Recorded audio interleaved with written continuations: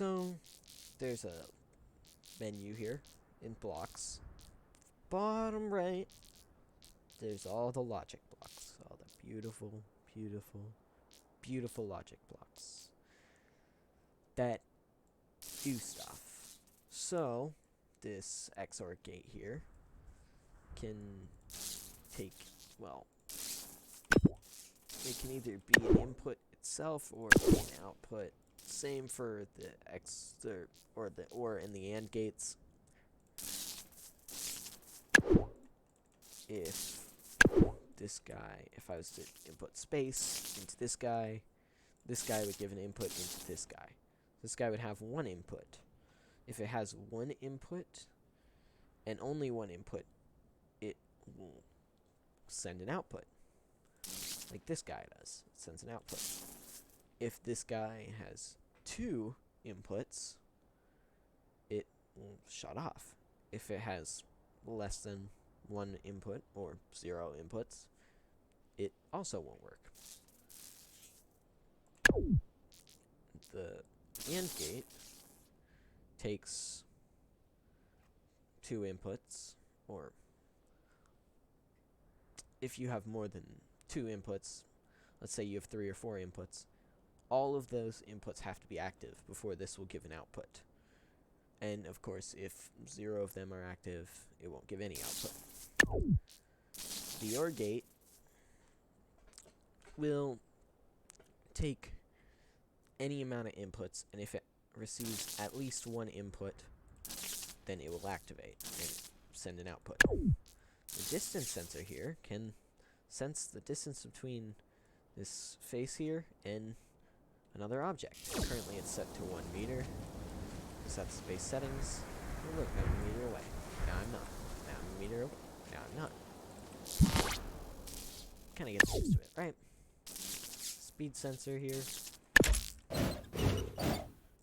Of course, activates with speed. So, when it falls, you'll see there's a little green arrow. It's very minimal, but it powers on. The altitude sensor tells what altitude you're at. Currently, it'll trigger at 1 meter, or above 1 meter.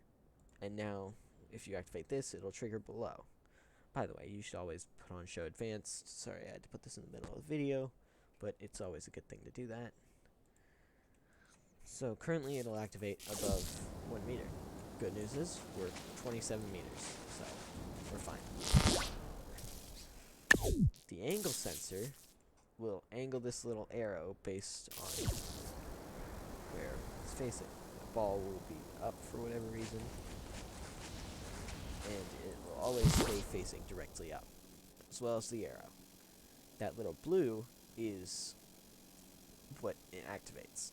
So as long as this tip of this arrow here is inside this blue, it'll send an output.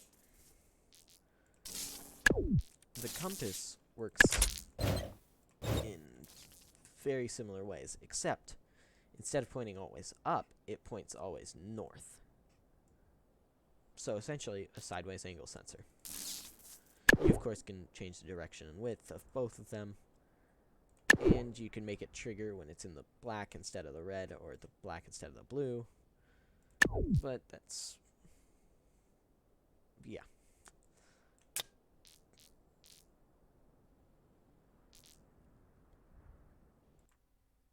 The altitude sensor here, no, the speed sensor, sorry. You can adjust its speed. The kilometers per hour, it says kilometers per hour, but if you're using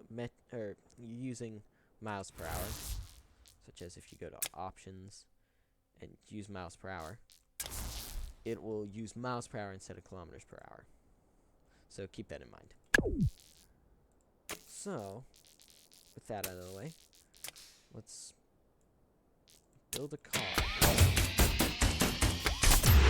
Wow, look at that. Amazing. I have a car now.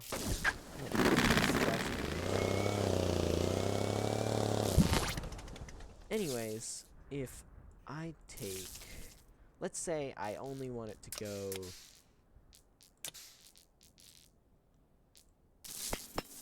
throwing this out here, 10 miles an hour. I can put the speed sensor on here, and I could set this to 10, and negative input. So then I can put this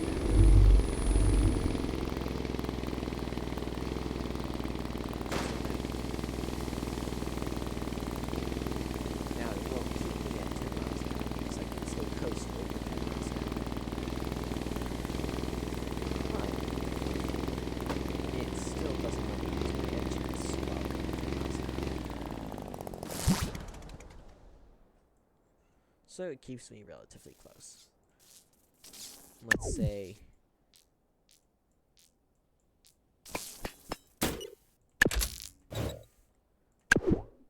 I am special and want my car, once it gets below 1 meter, to drive backwards. So I want the output to be negative.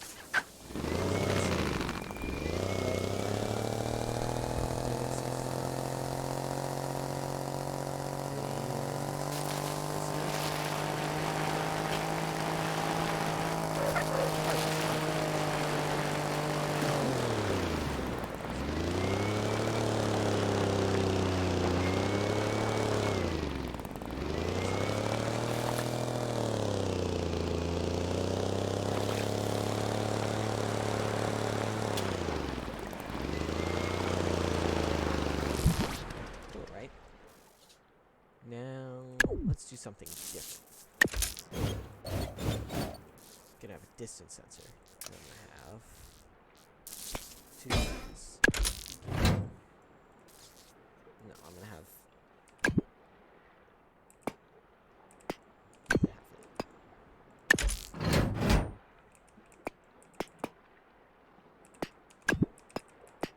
like that.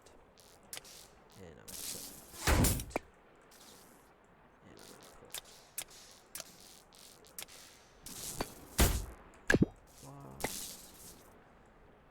and then each of these distance sensors is going to activate its own tool.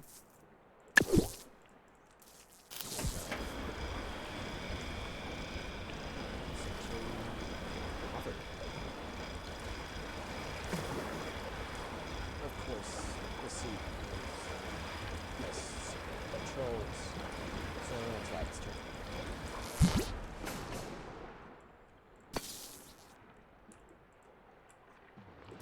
And if I want it to go higher, let's say 2 meters.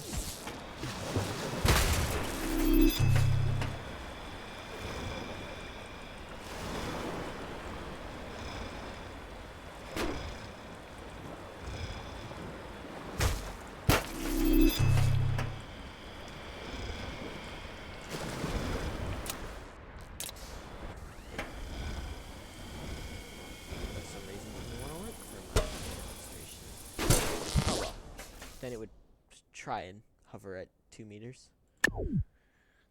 Anyway, this video is getting kind of long, so now I'm going to show the compass. So let's say I want this to be 10 degrees. It's a little sliver. So if I want this to always be moving, I'm going to need some sort of input to have it moving. So if I put a distance sensor here, and I set the distance to 0, it's never going to be able to trigger something. But if I invert the trigger, then it's going to trigger when it doesn't detect anything. So if it's at 0, it won't detect anything. And when it's inverting trigger. So yeah, I could also just have it trigger on this block, but it's more fun to do it that way. Anyway, this has to be 360 degrees so I can spin around. I'll set it to fastest. And I want this to stop with that red pointing north. So I want a negative. I want to attach to the servo. I, of course, want to anchor this little contraption down to the ground. And it's now stopped at north. Why would I want to do that? No clue. Why would anybody want to do that? But now I have a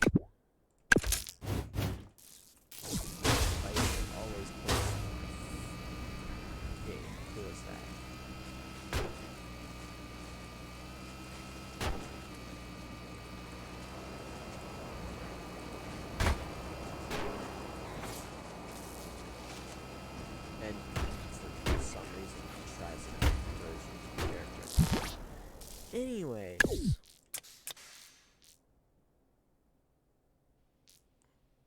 showed the altitude sensor, the speed sensor, the distance sensor. Those, I told you what they do. And the angle sensor. This thing is notorious for being complicated to work with.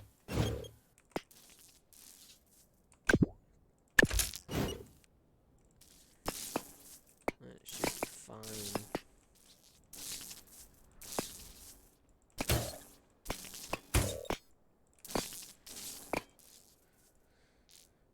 Anyways, let's say we want this thing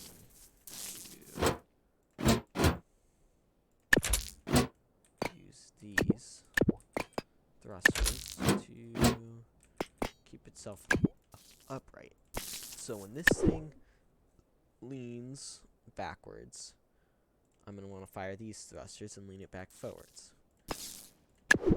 Opposite way for this one. If it leans back... No, wait.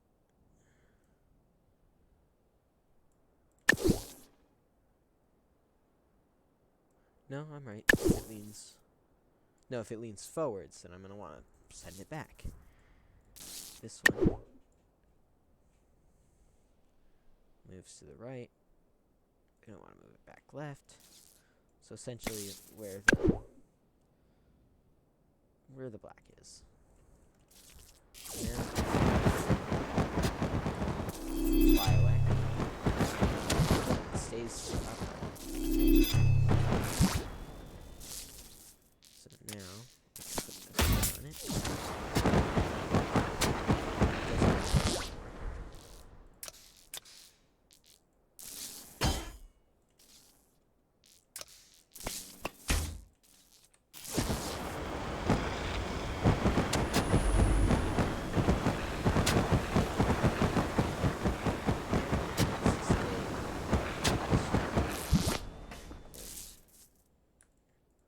Still has controls on these.